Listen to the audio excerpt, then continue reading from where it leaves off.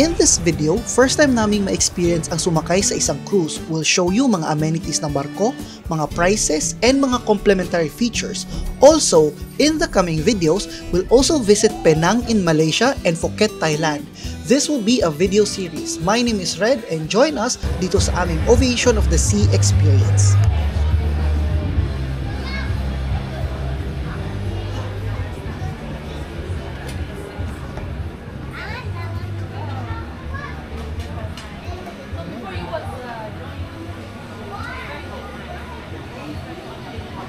Finally, nakapasok na din tayo. And as part ng cruise, merong mga restaurant na free. May pizza, may coffee doon. Pero hindi lahat ng restaurant ay free and complimentary. Yung iba ay may bayad.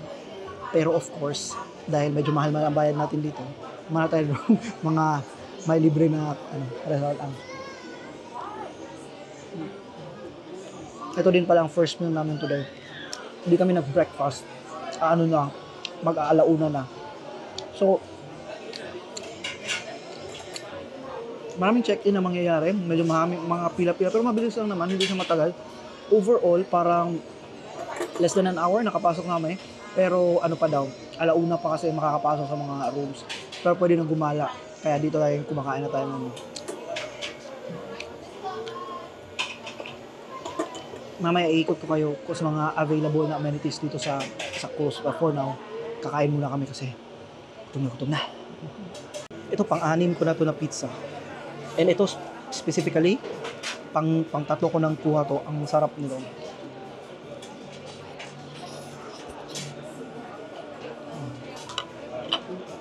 May black coffee din na free. Lemonade. And cookies.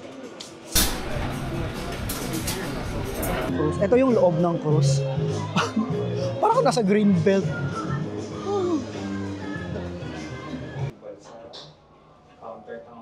Kalayo-layo nang nilakad namin, kakahanap namin ng kwarto namin. Finally nandito. Tingnan nyo guys. At least may tao dyan. Kanina naglalakad kami, wala talagang katao-tao. Nag-start kami sa 600. Andito na tayo sa 520-ish. Marami. Tapos ang daming mga liko-liko. Walang tao except yung mga papunta o mga kasalubong namin.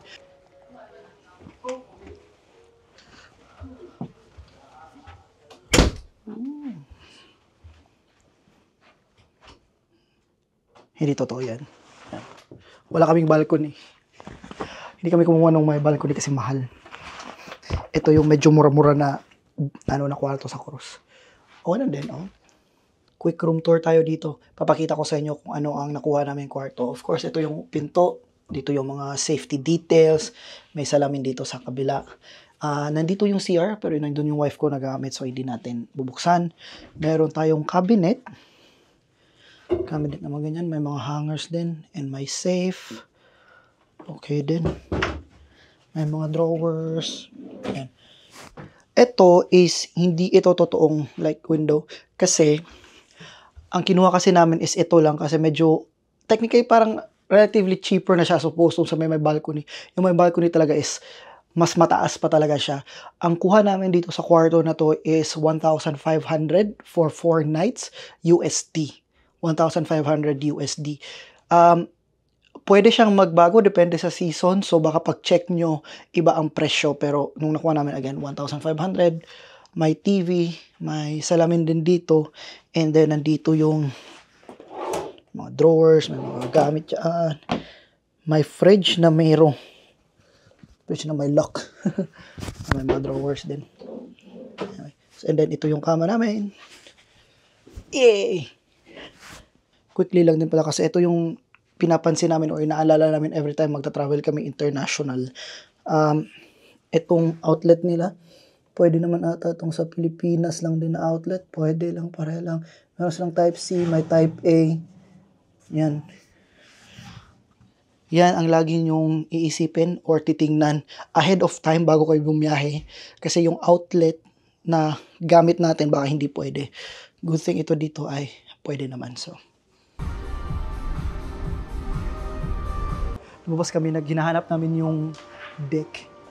Pero, punta kami dito sa gym. Ang ibig sabihin nito, masyado na kami mataba at kailangan namin mag-exercise.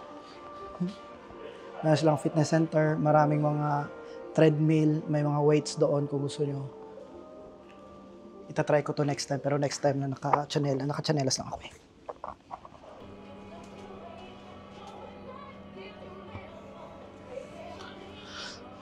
Paano pumunta doon? Ano, magawa sa diri? Nice. Ito pala siya. Okay. May jacuzzi doon, may pool, and then may mga decks na pwede nyo upuan. Gusto nyo?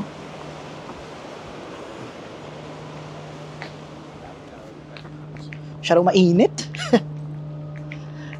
Kita na tong marina.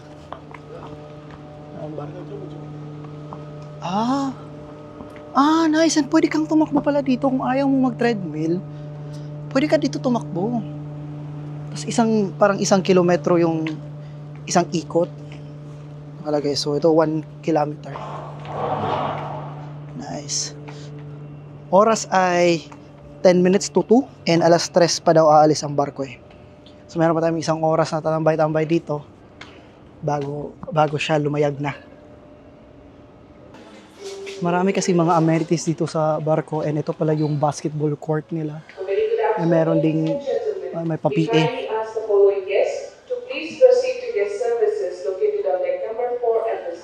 Ano, Xbox? Miss Nan-Hunder Min from deck number 7. Once again, May table tennis ta. Nan-Hunder Min Tara. from deck number 7. Kindly proceed to your services located on deck number 4 and 5. May table tennis, mag-table tennis naman kami. Basketball court, and then may mga bump cars din. Alam niyo yung yung dati sa Star City, yung binabangga-bangga bump cars? Feeling ko naman, alam niyo yung bump cars. Bakit lang ba yun? Hindi, huwag sila. So kailangan siya mag-schedule ka. Ay, di mo to, mura. Oo.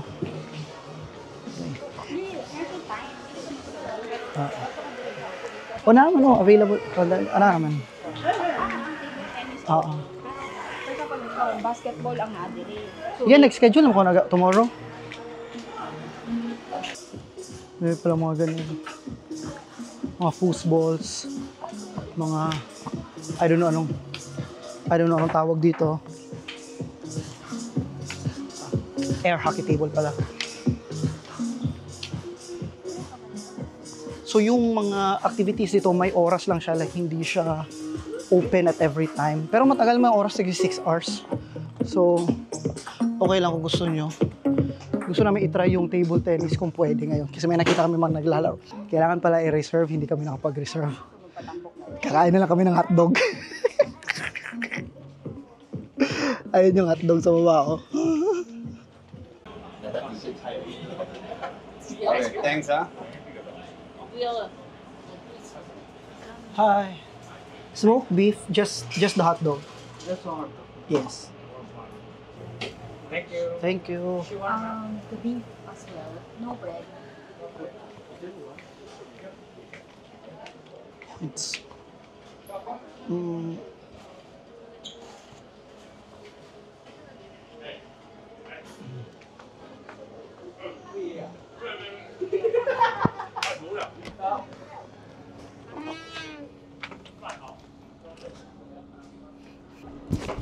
Sinabi ko sa asawa ko, feeling ko, yung 1.5 USD na binayaran namin, feeling ko parang sulit na siya kasi 5 days siya and then ang daming unlimited na pagkain and then maraming mga events. Kung babayaran kasi namin individually yung mga events, yung mga entertainment at plus itong mga pagkain, feeling ko is aabot din kami sa presyong yun. Baka mas mahal pa. And Amenities. plus lahat ng amenities. Tapos nasa ibang country ko kasi. Tapos marag yung hotel po. Pa hotel pa. Para kang hotel and flight going to other countries. Ang one thing lang pala na medyo off sa akin dito is yung internet kasi kailangan mong bayaran yung internet eh. Feeling ko kasi ang internet is para na siyang tubig and kuryente na necessity na. And then every time na lalabas ka is dapat may internet na. Yun lang talaga ang feeling ko. Ito kasi babayaran medyo mahal ang internet eh. Kaya yun lang. Free. Meron kasing app, makikita mo down lahat ng schedule, lahat ng mga bagay na kailangan mo malaman. Nasa app, free yun, nakakonect yun sa internet. Pero everything else, wala. And then even if mag-roaming ka, doon sa kwarto namin, wala kasing signal na pumapasok eh, kaya like totally walang internet. And if nasa international waters ka din, wala ding internet, kaya wala talaga. Either magbabayad ka ng internet o wala kang internet. $20 per day per device. So kung may cellphone ka, yun lang i-connect mo. Mga $100 din yun sa 5 days. Kung may additional laptop ka pang ganyan, dalawa devices mo, $200. Parang magbabayad ka din ng 5,000 plus for the entire duration. For $290 na. Merong $230 na orientation for first time cruise members or cruise attendant. Mag-join kami ng 30 minutes. Tara.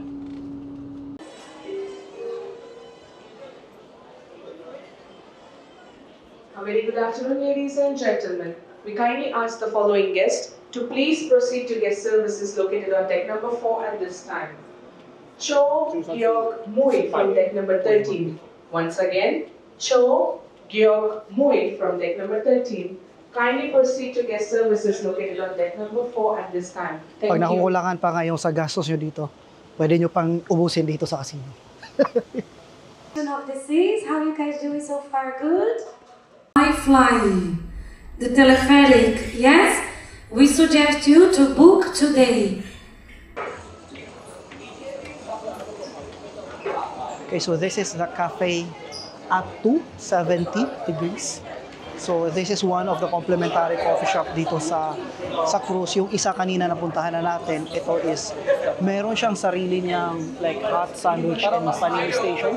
So pwede kang mag-request ng gusto mong magpagawa ng mga panini, mga sandwich mong ganyan. May mga pasta din, pwede ka din gumawa ng sarili mong pasta dito, and doon meron pa din mga salads din kung gusto mo, and then merong itong mga small wraps and mga maliliit na mga sandwiches. Merong free coffee doon, pero kung gusto mo ng yung mga cappuccino, gusto mo ng mga mocha, yung mga ganon, meron naman doon. Espresso session siya na pwede kang umorder, pero may bayad. Nasa mga $4, $5. Starbucks ata. Tingnan ko nga. Bakit ba ako nahuhula dito? Pwede na lumapit. Pastries and espresso. Ito nga siya. Ito yung mga presyohan niya kung gusto nyo magpagawa ng mga kape. Pero kung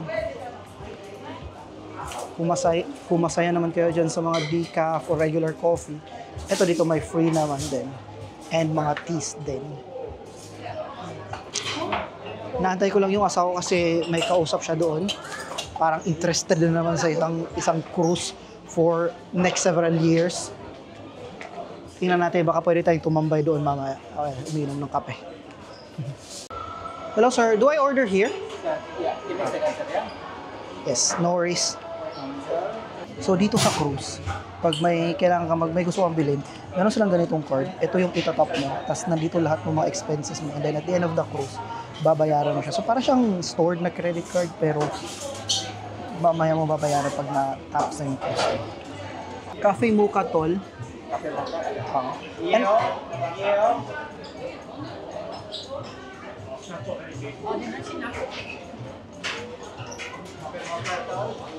And can you make it just warm, not too hot? Thank you.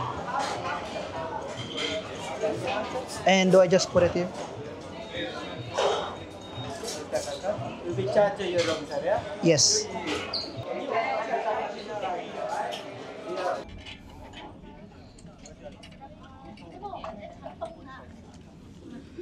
Tagal tumakbo.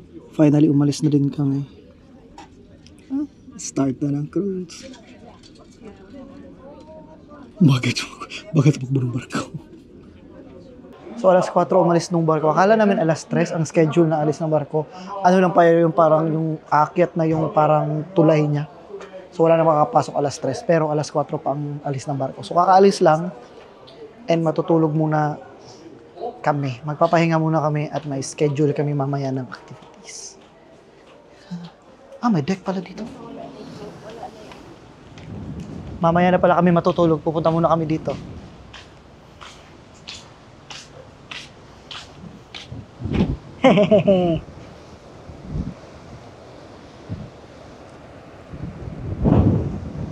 Bakit green ang tubig?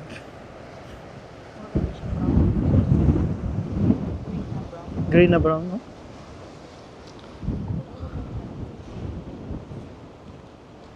Grabe naman na smoke ng barkong yun.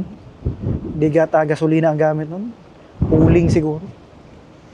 Kahapon nagulat ako kasi sabi ng asawa ko ang oras ng Singapore and Philippines is parehas lang daw. So ko bakit parehas mas malayo siya sa Vietnam and then ang Vietnam is GMT plus 7 na. So apparently lang pala, economic reason daw pala. So pinili talaga ng Singapore na GMT plus 8 ang gamitin nila para parehas sila ng oras sa mga biggest trade partners nila, China, Taiwan, Hong Kong. Kaya even if technically, supposedly, GMT plus 7 sila dito, GMT plus 8 ang gamit nila para sabay daw ang open ng stock market ng China, ng Taiwan sa kanila. Ganun din. Pahinga muna kami, mga 1 oras na siguro. Tapos gala na naman tayo mamaya.